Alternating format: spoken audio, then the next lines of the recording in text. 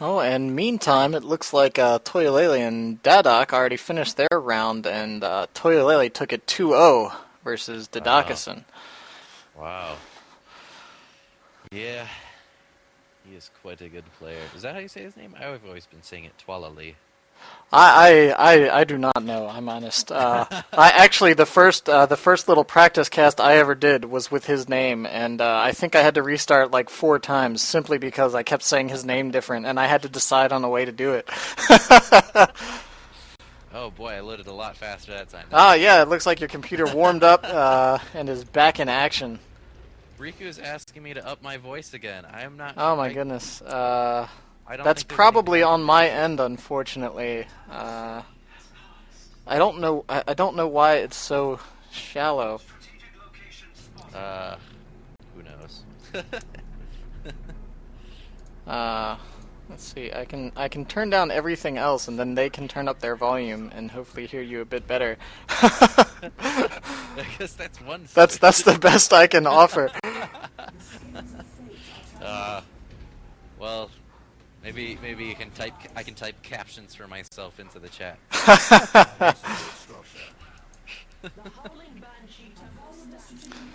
Alright, so this time Pottah decided to go ahead and go back to the good old Banshees. We are on Calderas, which is a bit more of a spread out map, of course. Acra sticking with the double Termagants. Yep, you really want the melee on this map because your Shuriken is not going to be able to cover all approaches like it has a much easier time doing on Sill Wall. Exactly. There's just too much open space. Yeah, this map is rife with flanking paths, and especially when you have the Ravener to worry about. Yeah, you can see the Ravener's already down harassing that power. It has that node down to about half HP already.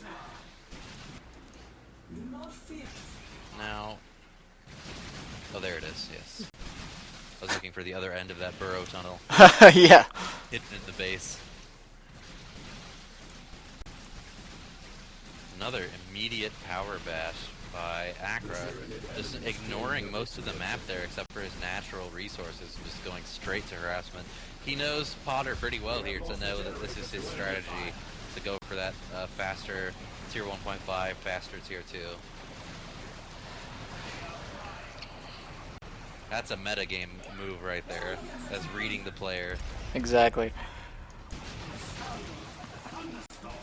So both players exchanging those power farms. Farseer trying to get in on those Termagants, but that Toxin Sac upgraded just in time and prevented her from doing any real damage. But, of course, Acra with the Ravener is able to immediately get his Termagants back over to that power to protect it from those Banshees. Yeah, the Ravener's just going to be excellent on this map. So long as those tunnels stay up. And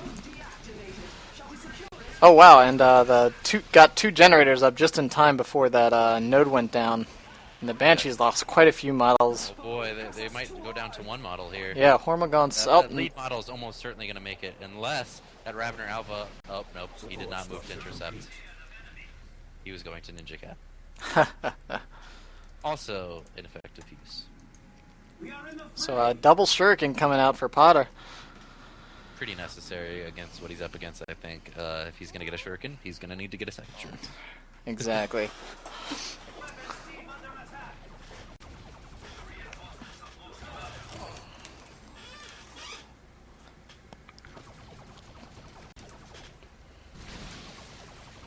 Nice Termagant flank. Yeah, forcing that Shuriken back and making it reset up. Didn't even have to worry about doing anything tricky to get behind it. Just kind of walked right outside of that arc as it was setting up there. Yep. Quick reaction there from Acra, who is, of course, getting Raveners. I was hoping he'd mix it up for us and get some warrior action. They're so awesome now with how cheap they are. It's just so great to be able to just pop one out for 325. Yeah, I think everyone's just so hesitant, I guess, because of the Synapse Bomb. It is a problem, but you know, sometimes the suppression resistance and the extra defense and whatnot can be worth it. Although, of course, with Raveners, you don't even have to worry about the suppression, so...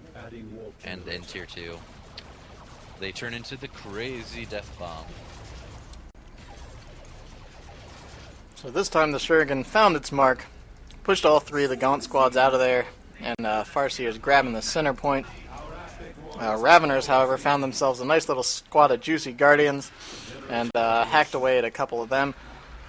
Yeah, I think Potter's problem here is that his Guardians look like candy corn, and those Raveners are understandably hungry. I mean, they have the name for a reason. Indeed. They are ravenous. Oh, looks like we've got the Burrow armor, hardened carapace for the Ravener Alpha. Very cool. That definitely gives him at least the 2 suppression counters now, so he can use his Raveners to get on one and his Alpha to get on the other. You can see he's gonna have 3 though. We can see the second Ravener squad coming up. Oh, we got a lag spike from Acra. Indeed. Hopefully that clears up quickly. Oh no! 5 seconds. There he goes. He's back. He's back. Everything's back. Alright. Smiley face. Armagon's in a bit of trouble here. However, the Ravener Alpha is about to pop out on that rear. Yep, there he goes.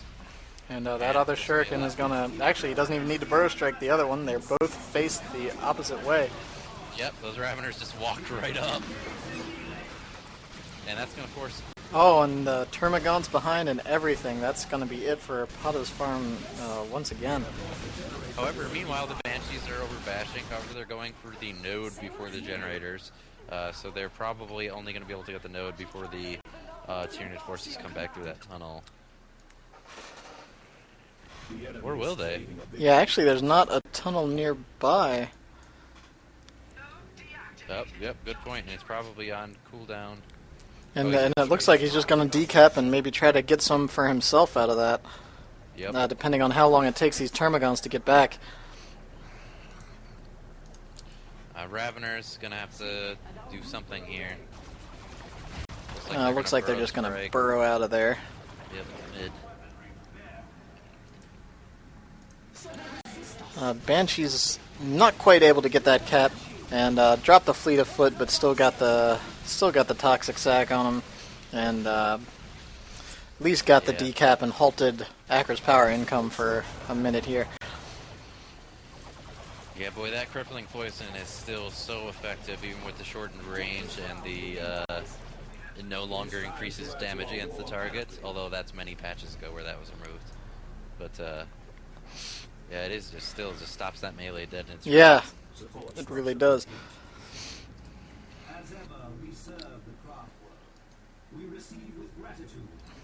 So the Ravener popping another tunnel out over here, back by Pottah's power once again. Just keeping some constant pressure on that. Yep. Boy, is that crafty. He's trying to bait everything over there. And then, yeah. Flank.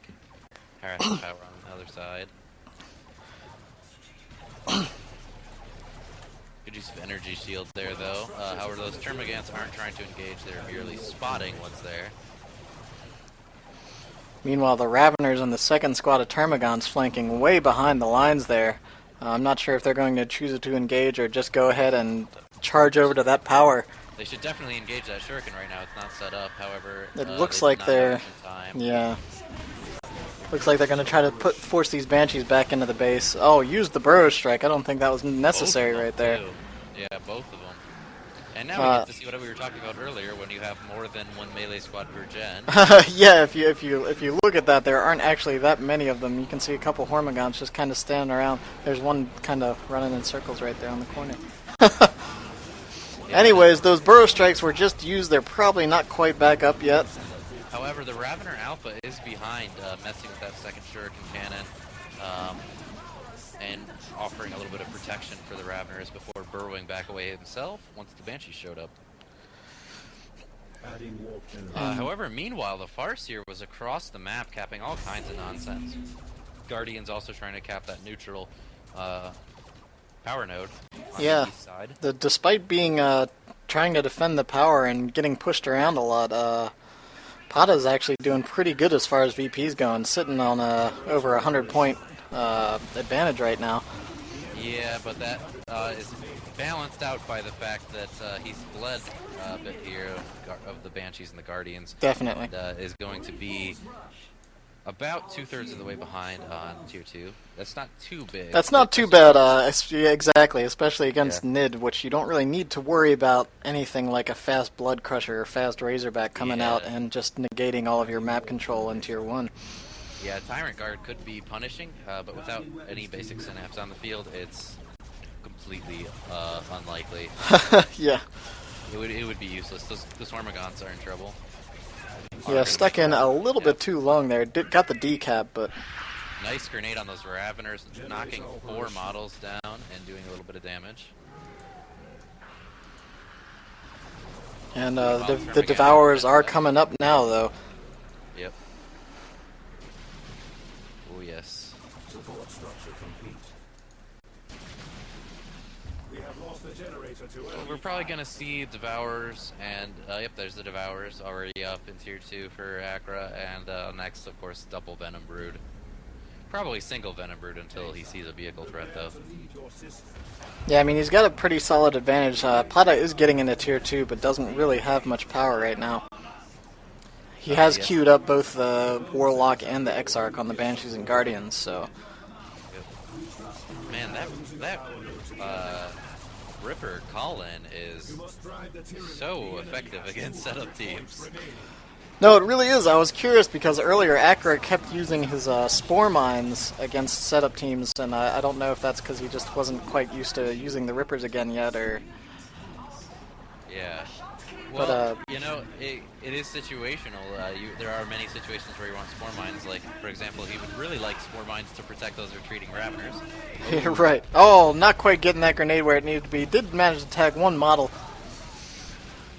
And meanwhile, that Shuriken's getting pushed right out of the gate, or right off the field, rather, by a big pile of Termagants and a little bit of everything there.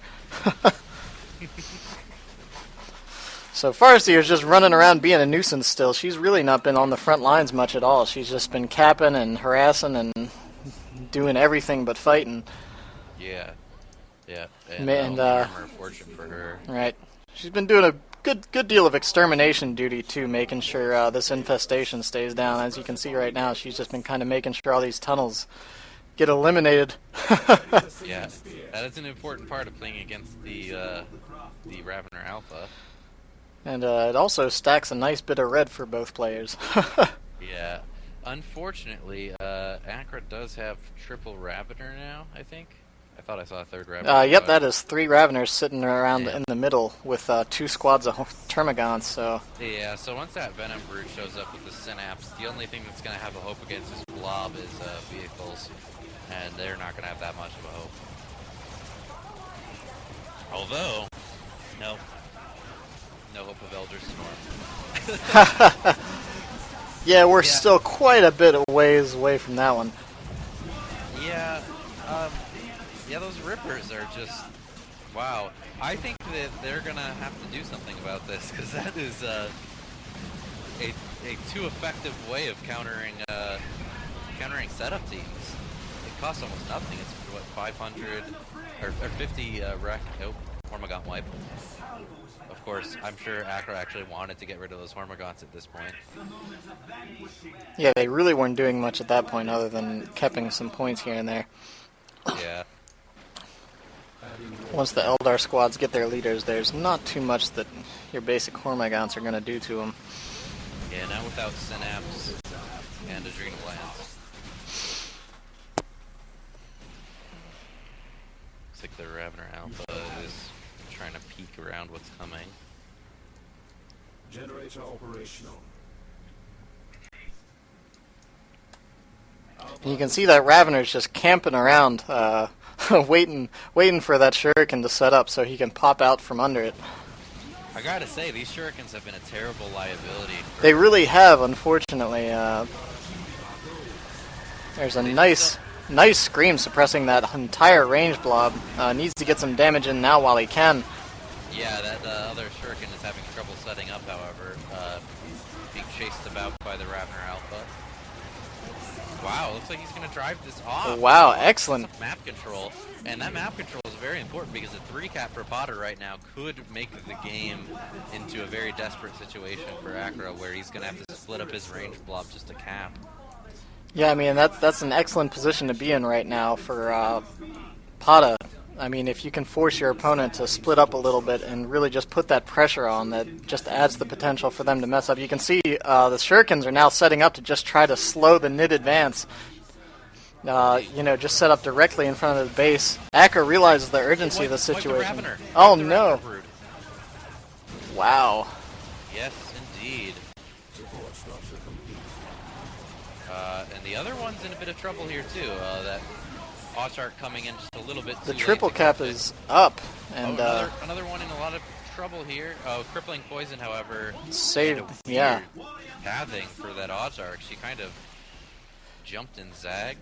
Yeah, I didn't quite understand that. I don't know if that was because of that little bit of brush there, or I'm not sure. I think what happened is that she had the leap queued up for pursuing those Raveners, but then got crippling poisoned and retargeted the Termagants, resulting in a hilarious animation. Venombird's in a bit of trouble now. They do not have range synapse upgrade yet, so... Ooh, grenade on them. Oh, wow! 2 models down. Nice. That last model's in a bit of trouble here, too. Yeah, the Autark might... Nope. And the... Pottah learned from the last time, I think. Yes. Yeah, see, here's that triple cap we were talking about, and that is putting Acra in a very desperate situation. Despite having army superiority, he is... Ooh. Oh, and there's the sneaky... Set up the wrong way at first. I've been noticing that a lot lately myself. My setup teams... Setting up exactly opposite. Yeah. Is that a bug with this patch? I don't know if it's a bug with this patch. I've had that happen once or twice before. I don't know if it's more likely to happen for some reason. But, oh, and there's the GG. Wow. Potter. I thought Pottah was actually going to be in quite a bit of trouble there, but that last push was just excellent. We were talking about those Shurikens being a liability, but at the end there, they really pulled through and just allowed Pottah to take the map. Yep, just running interference, keeping... Riku says that setup bug is since vanilla. I think what happens is sometimes the actual member holding the setup weapon will move up past like the point you click, and then he kind of turns around to face it, and then it sets up or something. I don't know. Well, see, I always drag set them up, but maybe the member that he is facing a different way. Exactly. Yeah, that's what I think may happen. Strange. I don't know. Strange. Well, at any rate, brilliant play by Potter.